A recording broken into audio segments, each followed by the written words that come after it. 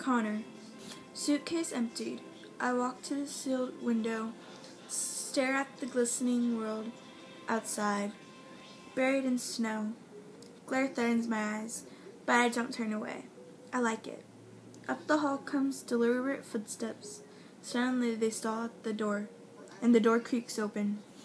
It's Paul, the rather large guy who escorted me here. Everything good? It's almost a sigh. All settled in? Uh-huh. I offer a nod. Not genuine smile. Unpacked and ready to party. When does this shindig begin? Paul, who is not amused, tosses a pair of gray sweats on the bed. Put these on. He crosses the room, opens drawers, asks the sundries, and regal clothes as I slip into the sweats. You'll wear those except for Sunday services. And when your parents visit, now Dr. Starr would like to chat. Please come with me. He draws to the far side of the door, allows me by, takes his place at my elbow, reminding me I no longer own the space around me. Dr. Starr isn't like Miss Dr. Boston. No tight navy suit, no muscular skirt, nothing about her hints or flirt. She's a bulldog. She motions for me to take a chair, studies me as I move, as if the very way I plant myself there. Can I tell her something of import? She stays silent for several long seconds, finally, as if holding court. She lifts her chin, sights down her nose, and asks, "Why are you here, Connor?" An unsettling energy flows through the room and emanates from the canine Dr. Starr. Her patronizing tone activates my inner mute button. Answer with a small shrug, and she gives me a grin worthy of Hannibal Lecter. Evil. Outwardly smug. You don't know. Don't you think it's time to find out? The F afflicts a saliva spray. The bulldog doesn't even blink. I realize you don't want to be here, but until you give me a hint about just what you fear, you can't get better. Her voice is almost gentle, and part of me wants to give her what she wants. The smart part says, no way. Play the game. I instruct myself. I give her a little taste of what she wants to hear. After all, we don't want to waste a perfectly good shrink session. So I settle deep in my chair, search for some rapid confession, finding none I wish to give voice to. I decide Dr. Bulldog has given me no choice but to lie. It was really all a huge mistake. I was goofing around and the gun just went off, for God's sake. I mean, you think my dad would have left the safety on? I almost feel bad for blaming him. But her eyes tell me she's heard the line before. With quiet curiosity, she says, "Not another word, Connor. You believe this is a game, and you may be right. But if you think you can play it better than me, think again." Tony, I'm glad I'm an only child. Ma didn't deserve kids. I mean, if it hadn't been up to her, impossible, all things considered, I'd be back on the street right now. Or maybe I have already finished myself off. No, it wasn't dear old Ma who paid my way to Aspen Springs. According to Dr. B, it was in fact dear old Dad who dumped Ma on me when I was still shitting green. Of course, looking back, I guess he had every reason to leave Ma in his dust. But did he ever once think about me? Anthony Cecilia the third. Medium height, medium build, medium brown hair.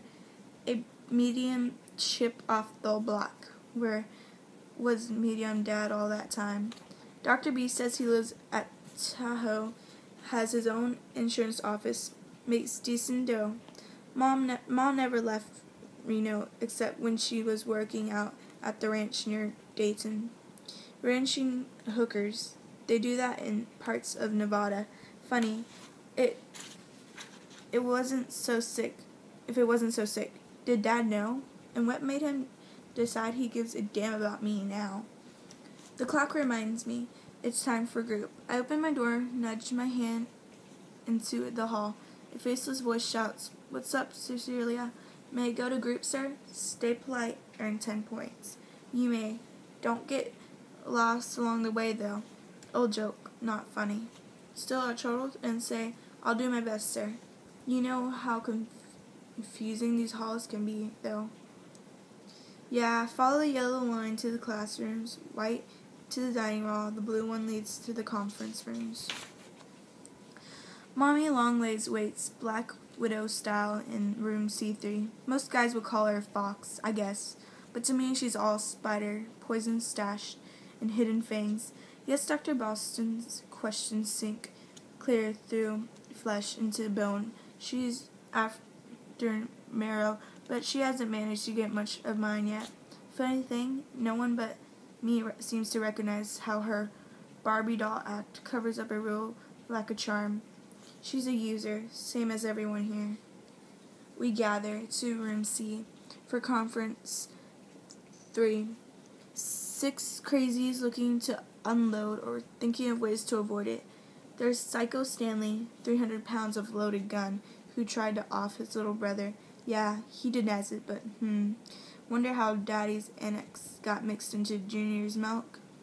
On the far side of the table sits Lowball Lori, Princess of Depression. I bet at home she wore nothing but black clothes, makeup, mood. Next to her is Doomy Dahlia, who uses sex like most people.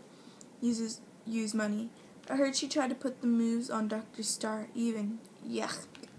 What an ugly picture. Jesus save me, Justin lurks in one corner, greasy hair hanging in his eyes, while Tididal Todd rocks back and forth as if his past pursuits haven't quite deserted his system. Just as Dr. Boston says it's time to start, the door opens. Someone new steps inside. She's pretty. Did I think that? With Cooper hair and starling eyes, and her name's Vanessa. Vanessa. 7 pairs of eyes pierce me as I walk into the room. I already know I can't measure up to Dr. Boston's expectations. She'll want me to open my head and let this crowd of eyes peer into my sight. I want to turn and run. Please sit down, Vanessa, urges Dr. Boston. We're ready to start. If I can't run, I want to scream.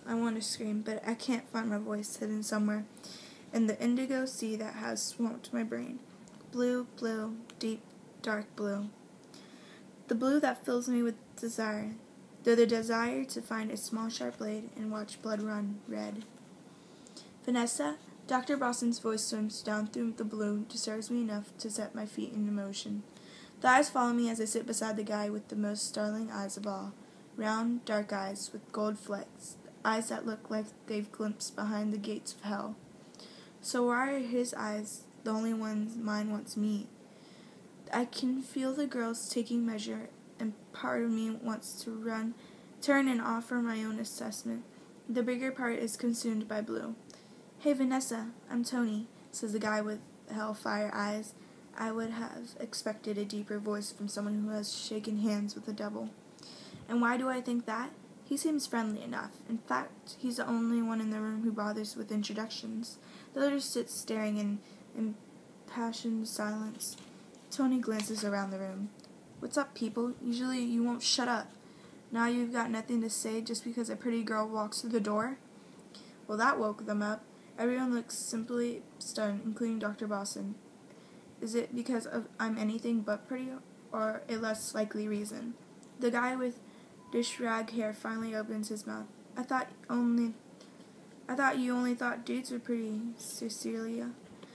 The room explodes with laughter. I guess the session has officially begun. 45 minutes later, I know a lot more about most of the people in C3. Tony's pretty cool for a gay guy who tried to commit suicide. He didn't really talk about why, only said that it's not easy being a queer and living on the street. Queer, his word.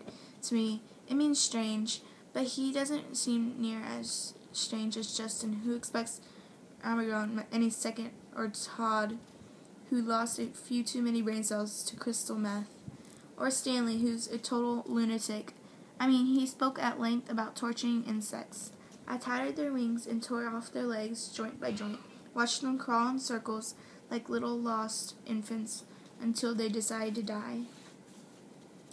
Somehow I doubt bugs were his only victims. Delilah hasn't said one word, just sits there with her nose in the air. Every once in a while she licks her lips like a lioness, lording it over prey. Finally, Lori begins to talk about the pain that forces her down into the frigid grave, deep, damp, just her size. It's hard to climb out sometimes. I try to look inside her head, see if the color in there is navy blue, but like the space I'm treading now,